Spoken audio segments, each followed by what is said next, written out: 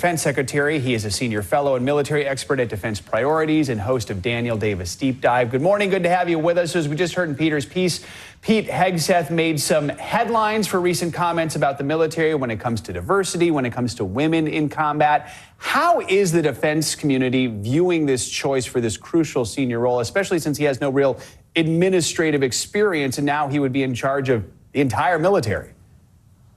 It's going to be a challenge, to say the very least.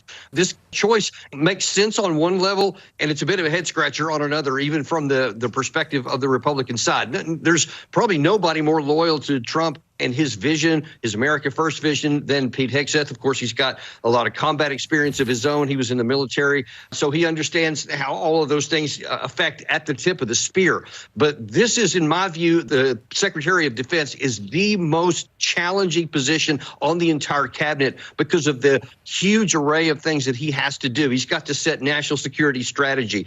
He's got to he's number one. He's the second in command of all of the forces, even above the chairman of Joint Chiefs of Staff. But he's also the principal advisor to the president. And what that means is that if the president is looking at anything, and I'll just hypothetically pick something like maybe the China-Taiwan issue and whether we should or shouldn't engage, he's got to be able to say, here's the objectives, here's what our forces could do, here's what they can't do, here are our limitations. So you have to really understand how the Defense Department is manned and staffed, and whether it's capable, and what our ammunition stocks are, et cetera. All those things come into play, and that is an enormous amount of pressure on anybody's shoulders.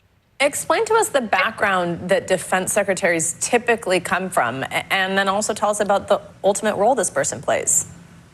Yeah, ordinarily you've seen like Secretary Austin, the current Secretary of Defense, somebody who was a general in the military. We've had a number of those, but very often it's come from senior political figures, folks who've been like senators or so, or in charge of large corporations, because this is an incredible, monstrosity of a bureaucracy that has got all kinds of, high expensive categories, things that you have to manage, obviously almost $1 trillion of a budget, but that you also have to be a diplomat and a politician, because we have a significant role internationally, like Secretary Austin right now. He's dealing with both friend and foe overseas. You've got to have a really good diplomatic head on your shoulder.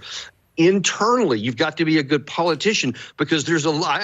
I worked in the Pentagon for about 3 years when I was on active duty, and I can assure you there's a lot of political things going on in there. You've got to be able to manage, the Army generals, the Air Force generals, the Navy generals, and all this internecine conflict that comes. Everybody's trying to posture, and you've got to be able to manage all that. And look, I understand that what Hegseth said on that clip you showed a minute ago, where he wants to come in and fire a bunch of generals.